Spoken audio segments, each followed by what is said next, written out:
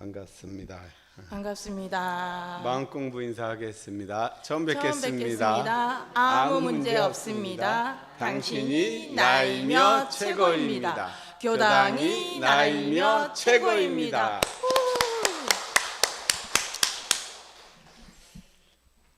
벌써 11월이 되었습니다. 이제 올해도 달력이 이제 딱 이번 달하고 다음 달 2장밖에 안 남았는데 그래도 한 장 더 남았네요. 12월 달에는 한 장밖에 안 남았을 건데 2달 남았으니까 좀 넉넉하고 너그러운 마음으로 이 한 해를 마무리하면 좋을 것 같습니다. 자, 마음의 신비한 원리에 대해서 제가 지지난주에 하다가 1번밖에 못하고 말았습니다. 지지난주 했던 게 뭐였죠? 마음에는 참마음과 거짓마음이 있다, 이렇게 말씀을 드렸습니다. 근데 거짓마음, 그러니까 이 거짓마음은 나쁜 마음이다, 이렇게 또 오해하지 않을까 조금 걱정이 됩니다. 그래서 제가 지난번에 참깨와 들깨 얘기했는데 참깨만, 그러니까 요새는 들깨가 더 비싸다고 그러잖아요. 그러니까 들마음은, 그러니까 그 거짓마음이라고 하기보다는 들마음이라고 하는 게 차라리 더 좋지 않을까? 그 들깨도 옛날에는 이제 흔하고 그냥 야생에서 그냥 지 마음대로 자라고 편하게 자라니까 손이 안 가니까 쌌었는데 시간이 흐르다 보니까 이제 사람 몸에는 들깨가 더 좋다고 그래가지고 들깨값 요즘은 더 비싸다고 그래요. 들기름이 더 비싸더라고요. 그러니까 결국 이 거짓마음이 아니라 들마음이라고 한다 그러면 일상수행요법에서 보면 요란하고 어리석고 그런 마음이죠. 그러지면 어때요? 우리가 사실 이 현실을 살아갈 때는 이 몸을 가지고 살아가려면 요란하고 어리석고 그런 마음을 안 내려고 해도 저절로 이게 생깁니다. 이게 잘 구분을 해야 돼요. 들깨라는 것은 이렇게 야생에, 우리 지금 그 텃밭에도 콩도 그냥 저절로 와서 지가 저절로 나서 자라요. 아무것도 안 해도 잘 자랍니다. 그 야생의 것들은 그 힘이 있어요. 그냥 챙기지 않아도 저절로 이 씨가 날라와서 이 잡초들도 그냥 잘 크잖아요. 지금 11월에도 이 풀이 날라와가지고 우리 그 보도 사이에 지금도 나는 놈이 있어요. 11월 됐는데도. 그러니까 다시 말하면 우리가 생각을 내야 되냐 안 되느냐 이걸 떠나서 그냥 가만히 있어도 사람은 자기를 보호하기 위해서 그냥 이 부정적인 그런 것들을 통해서 자기를 지키려고 하는 그 본능이 있습니다.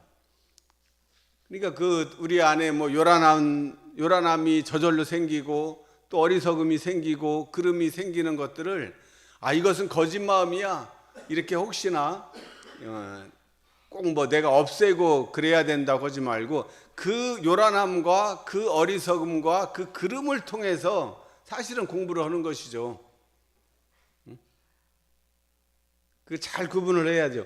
그냥 그 마음이 일어나지 않도록 하려고 하면 이게 공부가 안 됩니다, 실제로.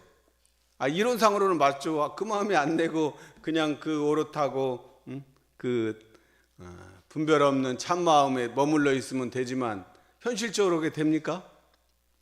가만히 있어도 온갖 오만 생각이 일어나게 구조가 돼 있어요. 그러지 않으면은 인류가 다른 동물들한테 몇만 년 동안 안 먹히고 살 수 있었겠습니까? 안 그러면 그 위험에 대한 준비를 하지 않으면 살 수가 없기 때문에 항상 그 부정적인 생각들을 통해서, 부정적이라는 게 자기를 지키기 위한 최소한의 것들이죠. 그러니까 그 요란함, 어리석음, 그름을 왜 나는 자꾸 일어나지? 그러니까 왜 나는 아직 멀었어? 지난번에 우리 원로께서 항마위가 됐는데 난 아직 공부가 멀었어, 이제 그 말씀을 하시더라고요. 힘들고 그러니까 미운 마음이 막 일어나더라는 거예요. 미운 마음이 안 일어나나요? 그리고 미운 마음을 내려고 안 해도 저절로 올라오는 거예요. 몸에서 이 반응이 생기면 뇌에서 그 부정적인 호르몬이 저절로 생기기 때문에 그런 것들은 자연스러운 현상입니다. 몸을 가지고 있기 때문에 어쩔 수 없는 것이죠. 그래서 그런 생각이 일어난 것을 두려워하지 말자. 그것을 내가 없애고 없애려고 해서 없애지지 않습니다. 그건 눌러놓는 거죠. 그래서 그것을 여석압초라고 그래요. 그 풀이 막 자라려고 그러는 것을 돌을 눌러놓으면 당장은 풀이 더 안 자라겠죠. 근데 그 풀이 어떻게 됩니까? 시간이 흐르면 돌 눌러놓으면 일로는 못 크니까 옆으로 삐져나오죠. 그러니까 그것은 근본적인 대책이 아니라는 말씀입니다. 그러니까 우리가 그런 요란함, 어리석음, 그름, 그런 들 마음이 나오면 내가 이 마음이 일어났구나 하고 알아차려만 주면 돼요. 알아차릴 때 본래 마음으로 돌아가게 됩니다. 그러니까 본래 마음은 늘 함께 있는 거예요. 그러니까 본래 마음을 아까 그 성가에서 허공처럼 텅 빈 마음, 그것이 참 마음이라고 얘기를 하잖아요. 그러니까 허공은 언제 이게 없어진 적이 있어요? 허공에 이 형상이 있습니까? 허공이 어디 가고 오는 게 있어요? 허공이 죽은 적이 있어요?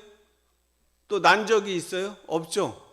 이름도 없고 형상도 없고 이름도 없는데 그냥 없으니까 비고 비었다고 그래서 허공이라고 붙인 거예요.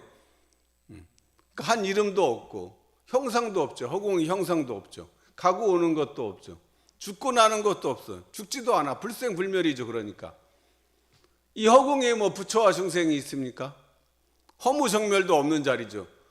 아무것도 없는 것 같지만 한 번도 없어진 적이 없어. 늘 허공이 있어요. 우주 만물이 지구가 다 멸망하고 태양계가 다 없어져도 이 우주 허공은 아무 상관이 없어요. 무슨 뜻인지 아시겠죠? 내 몸이 죽어 없어져도 나의 근본 그 성품 자리는 허공과 같아서 한 번도 생긴 적도 없고 멸한 적도 없어요. 본래부터 있었다는 것이라는 거죠. 그래서 무의자연입니다. 우리가 도 혹은 자연이라고 할 때 그 자연이 바로 이 허공을 얘기해요. 내가 그 안에서 어떤 성주개공을 하고 생로병사를 하고 길흉화복이 생기고 흥방성쇠가 생기고 고아락이 생기고 그런 일이 있었더라도 그 모든 것이 일어나게 하는 근본 자리, 이 허공은 변한 적이 없다는 거죠. 그 허공을 이제 인격적인 의미로 사람들을 쉽게 설명하기 위해서 인격신을 이름을 붙여서 여호와 하나님이라고도 붙인 데도 있고 알라라고도 붙이고 서양은 그렇게 인격적인 용어를 붙였지만 동양에서는 그냥 그 자체를 자연, 불교에서는 너의 이 성품, 그렇게 얘기를 했던 것이죠. 그러니까 허공의 입장에서 보면 이 없는 보이지 않는 것도 있고 눈에 보이는 이 형상이 있는 것들은 유의 세계죠. 그러니까 유무가 함께 있는 자리예요. 그러니까 유와 무가 둘이에요, 둘이 아니에요? 허공의 입장에서 보면 둘이 아니지. 아까 법어봉도 하셨잖아요. 유와 무가 둘이 아니단 말이에요. 생과 사가 둘이 아니에요. 낳고 죽었다 그래도 결국은 허공 안에서 보면 그 안에서 보면 그냥 변화에 불과한 거죠. 생사가 둘이 아니, 유무가 둘이 아니. 그것을 이론상 서문에서는 뭐라고 그랬습니까? 그 허공처럼 없는 자리니까 언어두단의 입정처인데 또 그것을 파고 들어가 보니까 있는 형상 있는 유와 형상 없는 무를 초월했다는 건 뭐예요? 유무를 다 가지고 있다는 소리죠. 유무 초월하는 생사문이요. 그래서 그 인연 따라서 형상 있는 유로 나타나기도 하고 형상 없는 무로 돌아가기도 합니다. 짧게 보면 내가 낮에 막 눈을 뜨고 활동할 때는 유고, 그러다가 밤에 잠잘 때는 무죠. 사요. 죽는 거예요. 낮에는 생이고 밤에는 사요. 그러니까 생사가 둘이 아니에요. 그러니까 우리가 고아락도 둘이 아니죠. 괴로움이 있으면 이 고통이 영원히 할 것 같아. 절대 이게 될 것 같지 않아도 이것 또한 지나가리라. 그러죠? 이것 또한 지나가리라. 태풍이 쳐서 비가 마구 오면 비가 안 그칠 것 같아. 그래도 또 시간이 지나면 밝은 태양이 떠오르죠. 또 날이 뭐 마냥 더울 것 같아도 또 추상 가을의 서리가 또 내리기 시작합니다. 자, 이런 우리가 그러니까 현상 세계를 살아갈 때 고와 락, 뭐 죄와 복, 그런 것들이 수없이 일어나게 돼 있어요. 일어날 수밖에 없죠. 모든 것이 파동으로 오르락 내리락 하기 때문에 그거 하나하나의 변화에 다 일희일비하면 살아갈 수가 없어요. 그 기쁨과 그 슬픔과 고통과 즐거움이 일어나는 것들을 그냥 안에서 일어난 것들을 이렇게 묵묵히 바라볼 수 있는 그것을 한마음이라 뭐 이름을 붙이고 한물건이라 붙이고 내 자성 성품이다. 내 안의 성품이니까 자성이라고 이름을 붙였다는 것이죠. 그러니까 우리가 이론상이라고 할 때는 0이잖아요. 숫자로는. 그러니까 0이 아무것도 없는 그 허공짜리고 우리는 뭐야? 이 이론상을 통해서 그 안에 이론상 안에서 모든 천지 만물이 막 생멸거래하는 것들을 지금 보이지는 않지만 그 안에서 일어나고 있다는 것을 우리가 같이 알면 좋다는 거죠. 그래서 제가 우리 주보에 보면 이 동그라미 안에 이렇게 이 사방팔방을 그려놨죠. 그 사방팔방이 그 우리 생명 있는 것들의 변화하는 모습을 그려놓은 겁니다. 자, 그렇게 정리를 하고요. 자, 두 번째 주보를 보십시오. 자, 두 번째 참마음은 그러면 어떤 마음이냐? 뭐 이미 설명을 드렸지만 한번 다시 정리해 보겠습니다. 분별이 없는 둘이 아닌 불이 신령한 마음이다. 그래서 이 참마음은 이 허공이라고 그랬어요. 이 허공처럼 이 텅 빈 마음은 분별하지 않습니다. 그래서 우리 몸에 있어서 우리 몸에 만약 참마음이 어디 있냐 그러면 몸과 마음을 연결해 주는 게 우리 뇌예요, 뇌. 요새 뇌과학이 그것을 다 증명을 하고 있습니다. 이미 양자 물리학이 출현하고 그 다음에 이제 현대 21세기에 와서 이제 인간의 뇌에 대한 연구가 지금 엄청 하루가 다르게 진화하고 있는데 그 우리 안에 뇌도 그렇고 우리가 이제 이 불교에서는 그런 현대 과학을 모를 때는 그냥 부처님께서 직관적으로 보시고 얘기를 하셨겠죠. 그래서 분별하지 않습니다. 이 허공은 분별하지 않아요. 뭐 누가 더 예쁘고 누가 더 밉고 그런 거 따지지 않습니다. 그래서 선과 악, 선악도 구분하지 않습니다. 죄와 복을 나누지 않죠. 그러니까 나누지 않으니까 고와 락, 생과 사, 유와 무가 둘이 아니니까 하나라는 소리예요. 그죠? 유무가 둘이 아닌데 텅 빈 하나이면서 그것을 전체로 보면 허공 안에 있으니까 하나하나 둘이 아닌 하나인데 그 하나가 이 허공 안에 이 영 안에 있단 말이에요. 아까 말한 이론상 안에 이 둘 아닌 유와 무가 동시에 있는 것을 우리 보통 사람들은 유는 유, 무는 무, 나는 나, 너는 너라고 이렇게 둘로 나눕니다. 우리가 이 생각의 특성은 뭐예요? 항상 둘로 나눠지죠. 아이, 오늘 교당을 갈까? 그러면 에이, 말까? 그런 마음 나죠? 응? 이거를 할까 말까? 이리 갈까? 저리 갈까? 차라리 돌아갈까? 응? 그죠? 그게 삼각지 로타리에 그래서 비가 내리는 거예요. 왜 비가 이리 갈까 저리 갈까 그냥 갈팡질팡을 하니까 흔들리는 그 마음이에요. 그 참마음과 거짓마음 할 때 거짓마음이라 하지 말고 그 들마음은 흔들리는 마음이에요. 흔들려. 우리는 계속 경계에 흔들린단 말이에요. 그래서 계속 흔들리는데 이것을 모르고 그냥 살면 그냥 평생 흔들리다 죽는 거예요. 근데 우리는 이제 어때?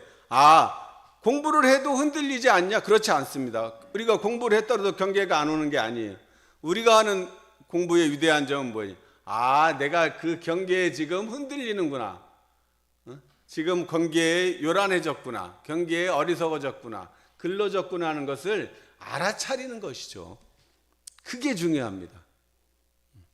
그게 진짜 한 끗 차이인데 그게 정말 중요해요. 그게 비결이라면 비결이고 원리라면 원리라고 하겠습니다. 그래서 그것을 신령한 마음이라고 하는 거예요. 아, 그게 신비하잖아요. 그것을 알고 모르고가 그러면 그것을 알아차리면 다시 본래 마음으로 돌아와요. 저절로. 그것을 저절로 돌아오기 위해서 막 뭐를 내가 참 마음을 찾아야겠다고 하면 생각이지 그것도. 그러니까 그 자리로 돌아갈 수가 없어요. 그냥 지금 그냥 가만히 있는 거예요. 가만히. 가을 햇볕이 제가 그 시골에 용각교당 있을 때 가을 되면 이제 시골에 그 감나무들이 많이 열려요. 그러면 감이 막 열리잖아요. 주렁주렁 열리는데 그거를 감을 따먹는 사람이 별로 없어요. 왜 안 따먹을까요? 감값이 싸기도 하죠. 가장 큰 원인은 어른들이 다 나이가 들어서 그 감을 딸 수 있는 힘이 없어요.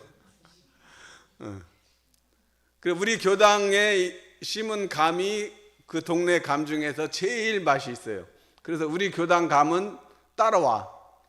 그거는 워낙 맛있으니까 딸 수 있는 젊은 사람들은 와서 따기도 합니다. 근데 대부분 자기 집 앞에 감나무 한 그루씩은 다 있는데 딸 수가 없어요. 그래서 이제 제가 이제 하는 일이 이제 되면은 그 집에 가가지고 이제 감 따주고 그래가지고 이제 그 가을 되면 가을 햇살이 참 좋은 날이 있잖아요. 그래가지고 우리 교도님 따가지고 마침 그 교도님 따님이 딸하고 손녀라가 같이 왔어요. 정읍에서. 그래서 거기 툇마루에 앉아가지고 그 딴 감 이렇게 깎아 먹으면서 그 바라보는 그 가을 햇살이 너무 좋은 거예요. 그래서 같이 노래도 부르고 동요도 부르고 그냥 생각나는 대로 그냥 아무 노래나 이렇게 부르고 있는데 그거 별거 아니죠. 그거 했다고 무슨 돈이 생깁니까? 요새 그 세속적인 가치로 따지면 그거 누가 거기 했던 4명만 알고 있는 일이지만 또 그 일을 그렇게 소중하게 생각하는 사람 4명 중에서 또 얼마나 될까요? 근데 저는 그때의 그 기억이 지금도 하나의 그 이미지로 저장이 돼 있잖아요. 그것이 어떻게 보면 행복이에요. 그리고 우리가 살아가면서 일어났던 생각은 무수히 일어나지만 그 생각들을 다 기억할 수 없죠. 그냥 일어났다가 그냥 사라졌다 일어났다 구름처럼 일어났다 사라지고 물처럼 흘렀다가 가는 거죠. 계속 생각이 일어날 뿐이지 그런 생각들을 기억할 수는 없어요. 우리 뇌 속에 기억되고 있는 그런 그 것들은 이미지로 그려져 있죠. 마치 사진처럼 그 사진으로 이렇게 찍은 이미지는 기억하지 않으려고 해도 자동 저장이 됩니다. 그런 기억들을 많이 만들어내셔야 돼요. 우리가 어렸을 때 생각하면 그 떠오르는 이미지 그냥 있죠. 그런 몇 장면만 기억하고 있는 거예요. 지금 살아가면서 나머지 그 안에 수많은 생각들은 그때그때 하고서는 그냥 그때그때 다 잊어버렸던 것이죠. 자, 우리가 이 내 안의 참마음을 자각하면 자, 나는 이제 선언을 하십시오. 나는 내 안에 우리가 자성, 불성, 참마음, 이 참마음을 가지고 있는 사람이다 하고 선언을 하는 거예요.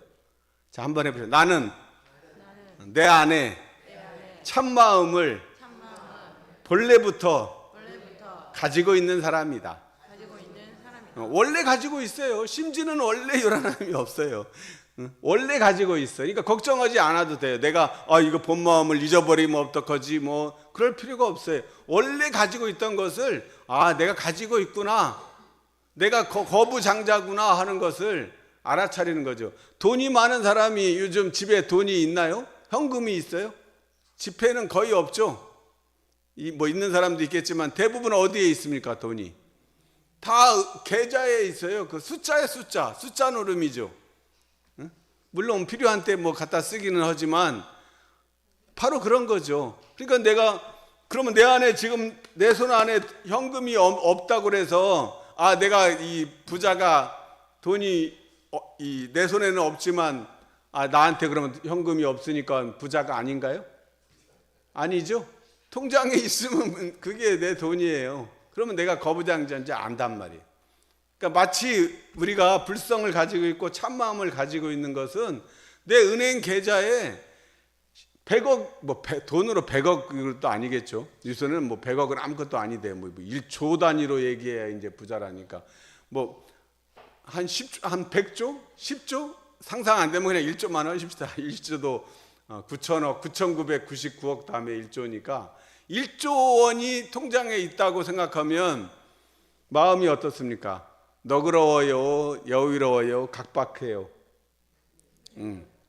근데 이 자성의 이 참마음의 가치는 그 돈으로 환산할 수 있겠습니까? 이 돈이 아무리 많다고 해도 내가 죽으면 끝이요. 돈이 1조가 있으면 뭐예요? 죽을 때 가져갑니까? 죽을 때 못 가져가요. 절대 못 가져가요. 근데 이 참마음을 가지고 있는 것은 죽을 때도 가져가요. 사흘의 마음 공부는 천년의 보배라고 그러지 않습니까? 100년의 탐한 물건은 그냥 살아있을 때만 뿐이지 죽고 나면 좋은 사람은 누구예요? 자식들만 좋겠지. 내가 좋은 게 아니라 자식들이 좋은 거예요. 또 그것 때문에 싸우겠지. 이제 대개 보면 돈 많은 사람 자식들은 싸울 수밖에 없습니다. 공평하지 않으면 반드시 싸워. 자, 그래서 내가 내 안에 참마음을 가지고 있는 사람이다. 내가 현실에서 뭐 찌그락찌그락하고 고락이하고 뭐 아프고 온갖 고통을 당해도 나는 참마음을 가지고 있는 사람이라. 이거 하나만 가지고 있으면 뭐 흔들리지 않죠. 응? 흔들리지 않는 편안함. 지난번에 동영상 봤죠? 뭐예요 그게? 시몬스 침대예요. 흔들리지 않는 편안함이 그 얘기를 하고 싶었던 거예요. 경계가 막 코끼리가 떨어져서 침대 위에 떨어져서 그럴 것 같아도 흔들리지 않아요. 이 고요함이 참마음하고 이 성질이 가장 가깝죠. 적적하고 성성할 때 이 고요함. 고요해. 아무 일도 안 일어나. 아무 일도 안 일어나. 그러면 보통 중생들은 어떻습니까? 아무 일도 안 일어나고 그냥 말 그대로 진짜 고요하면 그거 견딜 수 있어요? 없어요? 대개 보면 그러면 그 순간을 뭐해? 아우 심심해. 그런 거예요. 아우 심심해. 심심하다 그럽니다. 못 견뎌요. 이 고요함을 사랑해야지. 고요함이 내 친구야. 이 고요함이 이거보다 더 좋은 게 없는 거죠. 우리가 선을 하는 것도 그 고요함에 머물고 싶은 거죠. 자, 그렇게 되면 어떻게 되겠습니까? 상대의 평가에 상처를 받아요, 안 받아요? 우리가 보면 살아가면 다른 사람들의 눈을 엄청나게 의식하죠. 그래갖고 이 사람 뭐 조금 나한테 싫은 소리 하면 그냥 발끈하고 좋은 소리 하면 또 그냥 자만하고 그러는데 다른 사람의 평가에 상처받지 않는다. 그 상처받지 않으려면 어떻게 해야 돼? 내 안에 내가 참마음을 가지고 있는 사람이라는 자기 기준을 분명하게 세우십시오. 그것이 서원이에요. 자기 기준을 세우는 사람. 나는 참마음을 가지고 있는 사람이다. 그래서 참마음은 그래서 지위, 뭐 내가 대통령이든 높고 낮고 뭐 여기 청소부든 지위에 물들지 않습니다. 또 업적, 또 뭐 재산, 학력, 그거에 따라서 그 가치가 뭐 돈이 많다고 그래서 내 그 참마음의 가치가 더 올라가고 돈이 없다고 그래서 내려가지 않습니다. 평등해요. 평평한 자리입니다. 뭐 업적이 많다고 그래서 뭐 그 더 올라가고 업적이 없다고 그래서 내려가지 않습니다. 청소부라고 그래서 뭐 그런 것이 없어요. 청소부가 더 훌륭할 수 있습니다. 성자가 된 청소부 있죠? 그 책도 있고, 또 우리 그 공부하는 사람 중에 그 삼내 청소부를 하는데 그 사람이 그 허공짜리를 보았어요. 그 허공짜리를 딱 기준을 세우고 하니까 그 청소하는 일이 힘든 일이죠. 하루에 뭐 8시간, 9시간, 10시간 계속 청소하는 게 쉬운 일이 아니잖아요. 근데 허공짜리를 보고 일을 하니까 그것을 진짜 너무 즐겁고 재미있게 하는 것을 보고 있습니다. 또 참마음 자성은 분별이 없으므로 자, 이름은 각각 다르나 둘이 아닌 줄 알죠. 이론상 법어에서 제가 늘 강조하던 이 원상의 진리를 각하면 시방삼계가 오가의 소유인 줄 알며 우주 만물이 이름은 각각 다르나 둘이 아닌 줄 알며. 이제 아시겠죠? 다 다르죠. 몸 다르니까 너 하나가 둘이지만 그것은 현상 세계에서 분별하는 입장에서 보면 나와 너가 있지만 본래 자리에서는 둘이 아닌 자리다. 이 말씀입니다. 자, 그래서 그 마음자리에 머물면 모든 갈등도 그 안에서 스스로 녹일 수 있는 힘이 저절로 생기는 거죠. 사마악취가 스스로 소멸되려면 어떻게 해야 돼? 사마악취하고 싸우는 게 아니라 내가 본래 마음을 가지고 있으면 그 사마악취가 저절로 없어지는 거예요. 그것은 마치 자, 밤에 방에 들어오면 껌껌합니다. 자, 그러면 제일 먼저 하는 일이 뭐예요? 방에 들어오면 뭐를 해? 네. 스위치를 켜죠? 스위치만 누르면 어둠이 그냥 스스로 그냥 순식간에 없어지지 않습니까? 그래서 우리 안에 이 자성자리를 자성광명이라고 하는 거예요. 우리 이론상의 진리에 보면 공적영지의 광명을 따라, 이 광명이에요. 빛이요.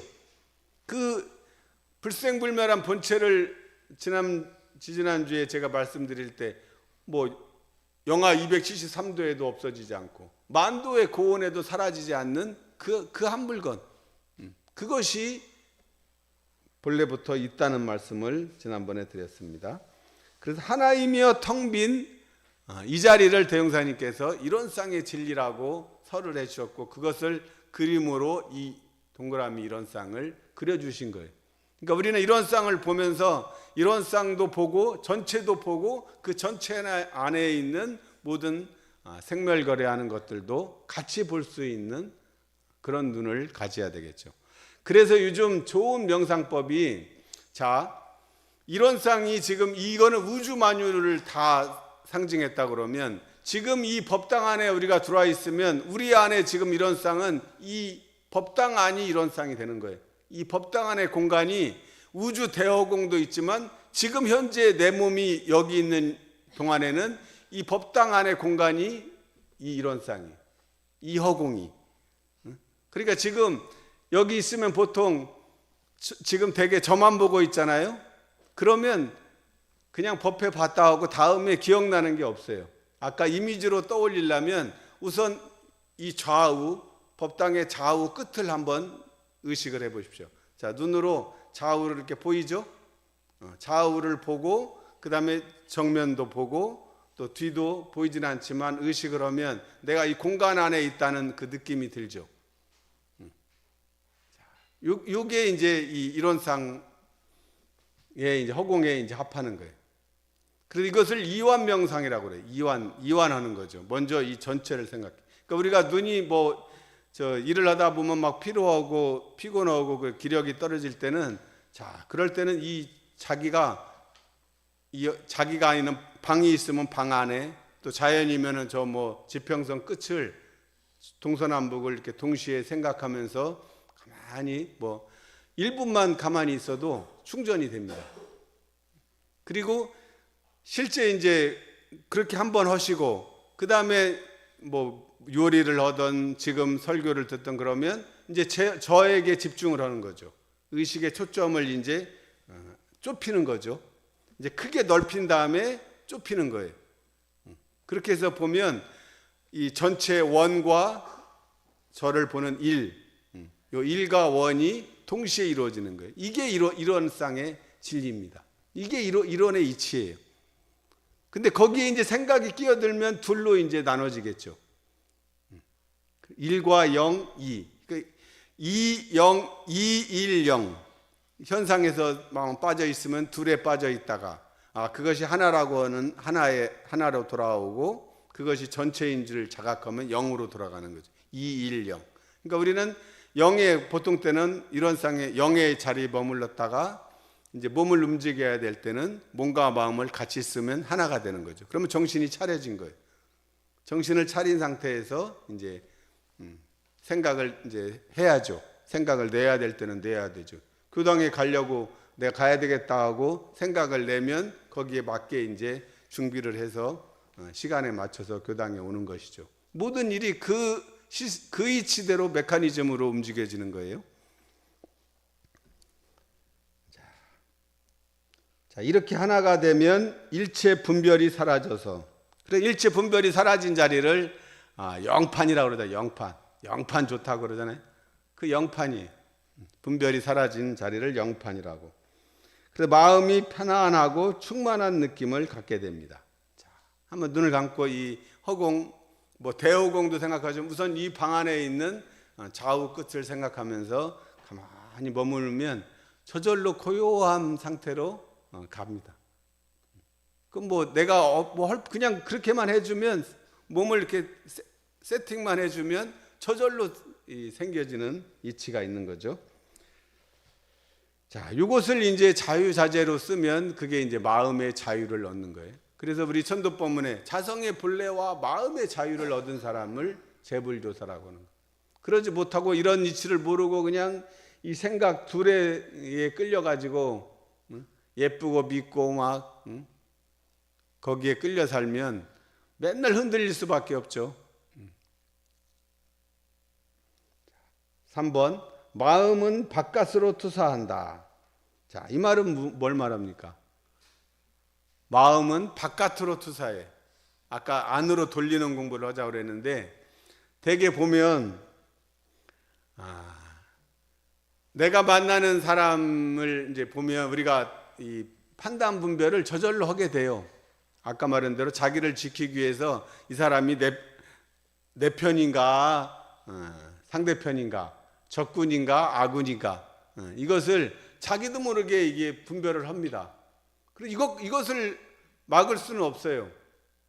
그냥 이것은 인류가 생존하기 위해서 오랫동안 터득해온 법칙이에요. 그래서 나는 왜 공부를 했는데 왜 그런 마음이 나냐고 걱정하실 필요가 없어요. 그럴 수밖에 없어요. 그것은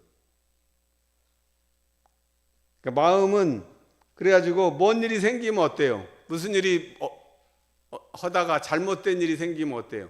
바로 자기를 돌아봅니까? 바로 남을 너 때문이야 하는 뭔가 이 대상을 찾죠. 그러지 않나요? 저만 그런가요? 그럽니다. 저절로. 너 때문에. 사실은 무슨 일이 잘못된 일이 있고 보면 남을 원망하지 말고 자기를 살펴야 되는데 일이 잘못되면 자기를 살피는 게 아니라 바로 그 일이 일어나게 된 그 계기, 그 원인 제공을 한 놈이 누군가 이것을 찾게 돼 있어요. 우리 이 법이라는 것은 생각, 현상 세계를 다스리는 것이기 때문에 당연히 그래야죠. 근데 이 마음 공부는, 종교의 공부는 법이 그런 현실 세계의 법이 아니잖아요. 그 반대예요. 잘못된 일이 있고 보면 자기를 살피는 거예요. 이게 굉장히 큰 차이예요. 제가 옛날에 그 예도 들었었죠. 그 극장에 가가지고 가기 전에 이제 그 팝콘을 사는데 제 카드를 우리 딸이 카드를 달라고 그래서 제 카드 꺼내서 줬어요. 그리고 그냥 제자리에 스마트폰에다 도로 넣었으면 되는데 그래놓고 주머니에다 이렇게 주머니에 넣었거든요. 그 있던 거를. 그러면서 내가 주머니에 넣었다가 잘못하면 빠질 수도 있는데 그 생각도 했어요, 사실은. 근데 이제 그렇게 하다가 중간에 한번 확인도 하고 그래서 잘 있구나 했는데, 극장의 의자들이 우리 교당 의자처럼 이렇게 기울어져 있으니까 이렇게 자기도 모르게 이제 이 카드가 빠져나오잖아요. 나중에 이제 끝나고 찻집에 가려고 하는데 뭔가 좀 이상해, 좀 싸하잖아요. 그런 느낌 있죠. 그런 느낌을 사실은 좀 예민하게 알 필요가 있어요. 무슨 일을 하든지 왠지 싸한 느낌이 들면 반드시 뭔가 있습니다. 그것은 이게 자기를 보호하기 위해서 만든 그거잖아요. 그럴 때 다 보니까 이 카드가 없네. 그래서 다시 이제 극장에 가서 이제 그 자리에 가니까 그대로 있어서 찾기는 했지만, 그 과정에서 이제 우리 딸한테 이제 그래, 하필이면 왜 네가 네 카드로 오지 왜 내 카드 달라고 그랬어? 그 말을 바로 그 얘기가 나오는 거예요. 그러니까 우리 그 작은 딸이, 그게 몇 년 전이죠. 벌써 한 4, 5년 됐나?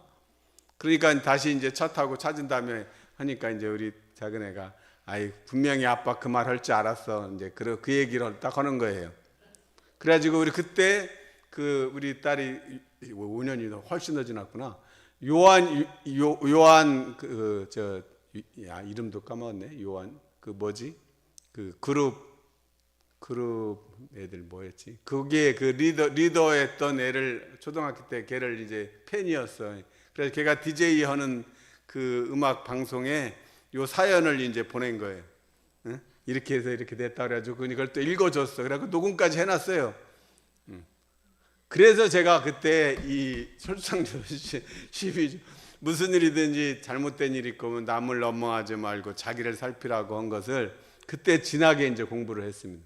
그래서 그 이후로 뭔 일이 잘못되면 너 때문에 그 얘기를 이제 안 하게 됐어요. 그 분명히 내 잘못이지. 카드 관리하는 것은 내가 할 일이지. 딸이 그것까지 그러면 해야 될 일은 아니잖아요. 자, 그래서 상대가, 우리가 거울을 아침마다 거울 보죠. 또 여자들은 틈틈이 보잖아요. 남자들은 하루에 거울을 몇 번 봅니까? 문사님은 거울 몇 번 봅니까? 3번이요? 많이 보시네요. 1일 삼성이라니까. 거울을 잘 안 봅니다. 사실 저는 남자들은 거울을 안 보는데 할 수 없이 요즘에는 제가 이제 얼굴 표정 알아차리며 마음 감사 표현하기 유무념을 정하면서부터 이제 거울을 많이 보게 되는데, 그 전에는 거울도 안 보는 남자였어요. 거울을 안 봐도 잘생겼으니까 이렇게 그렇게 볼 수도 있겠지만, 어쨌든 거울 보는 걸 거의 신경 쓰지 않고 살았는데, 여자가 거울을 안 보면 거울도 안 보는 여자 되는 거죠. 그럼 거울도 안 보는 여자는 어떤 여자예요? 외로운 여자야. 왜 외로운 여자입니까? 거울을 안 본다는 것은 뭐예요? 인간관계를 안 하겠다는 소리지요. 여자가 이 거울을 안 보고 나오기 쉽지 않죠? 그런 일 거의 없는 것 같아요. 우리 집 보면 한번 약속해서 어디 가려고 그러면 기다리는 게 엄청 힘들어요. 9시에 나가자 그러면 저는 8시 55분 다 준비할 게 없어요. 저는 그냥 옷만 입으면 돼. 준비할 게 없으니까. 그리고 무슨 시나리오니 이런 것 거의 남자들은 안 하잖아요. 그냥 시간 되면 그냥 옷만 입고 나가는데, 여자들은 내가 보면 그냥 하기 전까지 계속 하니까 시간이 늘 모질라. 그래서 처음에는 이제 결혼 초에는 이제 저 시간 왜 이렇게 하냐고 짜증내고 그랬는데, 나중에 이제 알고 보니까 여자들은 늦을 수밖에 없어요. 그러지 않나요? 늦을 수밖에 없어요. 남자는 말 그대로 진짜 옷만 걸치고 나가지만, 여자들은 어때? 자기 몸 하는데도 최소한 30분이 뭐예요? 1시간 전부터 해도 늘 그러니까 1시간에다가 그 다음에 그것만 하는 게 아니죠. 여자들은 여기서부터 그 일이 일어날 때까지 일어날 수 있는 여러 가지 상황을 미리 시뮬레이션을 다 돌리죠. 응? 그래서 어디 여행을 서울을 간다 그러면 간식에 이런 것까지 다 준비해야 돼요. 남자들 준비하는 남자 있어요? 없습니다. 근데 여자들은 그 다양한 수를 다 준비를 해야 되니까 머리도 복잡하고 그리고 이 손이 많이 가잖아요. 그런데 그거를 안 이후로는 아무 얘기 안 합니다. 이제 늦으면 늦는구나. 꼭 그거 해주니까 만약 그러면 안 하고 뭐라 그런다 그러면 다 안 해. 나하고 똑같이 그냥 시간 되면 그냥 옷만 입고 나간다 그러면 뭐 그래도 뭐 살기는 하겠지만 전혀 이게 재미가 없을 겁니다. 자, 그래서 이 거울을 보면 내 모습이 거울에 그대로 보여지죠. 반대로 보여지겠지만 반대로 보여져도 자기 모습이 보이지 내가 거울을 봤는데 딴 사람 모습이 거울에 나타나는 일은 없단 말이에요. 자, 그거를 조금 더 응용을 해가지고 인간관계를 할 때 우리가 살아갈 때 이게 실제적인 일이잖아요. 내가 만나는 그 사람이 나에게 보여주는 행동이 거울과 같다는 거죠. 그 상대가 나의 거울이에요. 우리가 거울을 늘 들고 다닐 수는 없잖아요.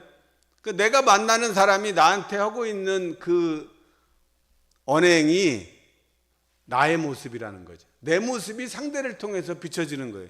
그러니까 우리는 다른 사람이 나를 미워하면 저절로 나도 미워해. 예뻐하면 다시 똑같이 예뻐하고. 근데 대개 보면 느낌이 이렇습니다. 나는 상대를 10으로 미워했다고 생각하는데 받을 때는 어떻게 받아? 내가 10으로 미워했으니까 10으로 받으면 그냥 쌤쌤이죠. 근데 대부분 나는 미움을 10으로 줬는데 받을 때는 100으로 받는 것 같아. 그러죠? 자기는 그런단 말이에요. 근데 그 반대의 사람은 또 똑같이 생각해. 10을 줬는데 나는 100으로 받았다고 생각하고 나는 10을 돌려줬다고 생각했는데 상대는 100으로 받아. 그러니까 늘 90의 이 갭 차이가 난단 말이에요. 그래서 이 인간관계가 어려운 거죠. 그래서 그것을 반대로 해야 된다는 겁니다. 그래서 상대의 모습이 상대가 나에게 하는 모습을 보고 그때 내 모습을 돌아다 보자는 거죠. 그래서 예를 들어서 이제 보면 저 사람은 엄청 이기적인 사람이야. 그런 얘기 많이 하죠.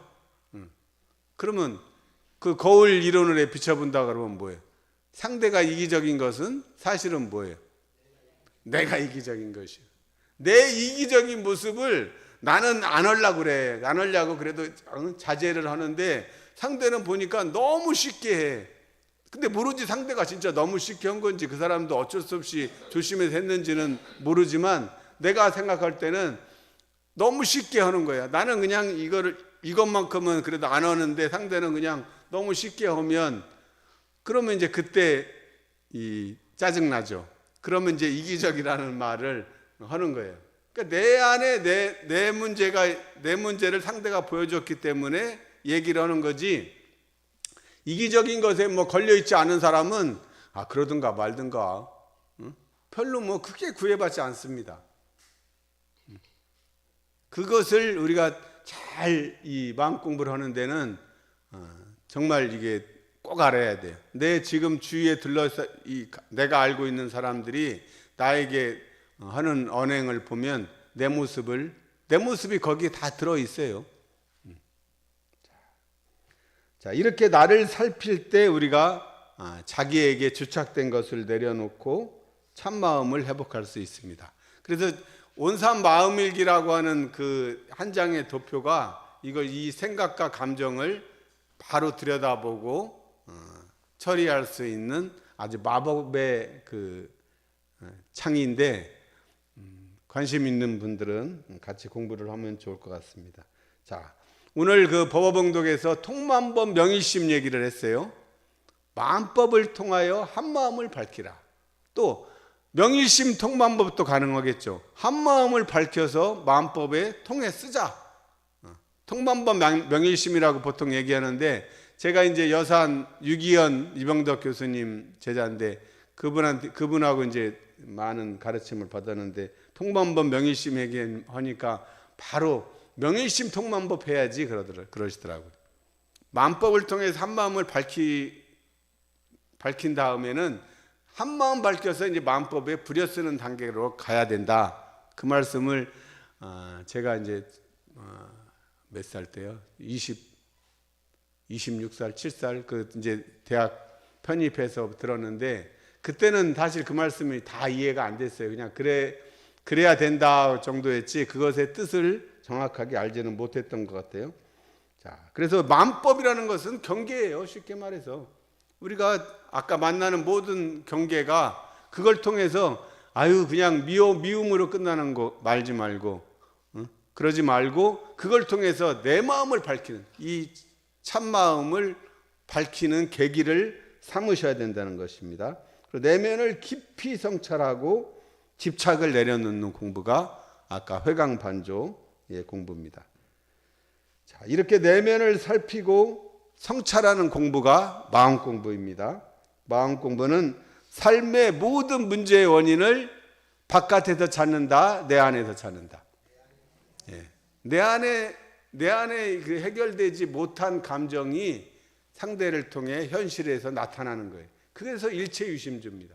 내 마음의 상태에 따라서 현실을 창조하기 때문에 그것을 일체유심조다. 그렇게 말씀을 드리죠. 그래서 대웅사님께서 일체유심조 되는 이치를 배우고 가르치는 것이 이 불법이에요. 그래서 마음 공부는 모든 공부의 근본이 된다고 요원품 1장에서 말씀하신 거죠. 그래서 한 마음을 잘 쓰는 것, 내가 지금 어떤 마음을 내고 드리는가를 알아차리게 되면 그냥 그 알아차린 다음에 내가 억지로 뭘 안 해도 됩니다. 사실은 알아차리면 저절로 이 허공처럼 텅 빈 마음으로 돌아가게 그렇게 돼 있어요. 다행히. 그렇게 안 됐으면 정말 힘들겠죠. 근데 그렇게 돼 있으니까 나는 이제 원래 요란함이 없는 그 참마음을 가지고 있다는 그 기준을 오늘 확실히 세우는 우리 교도님 되시기를 축원드리겠습니다. 감사합니다.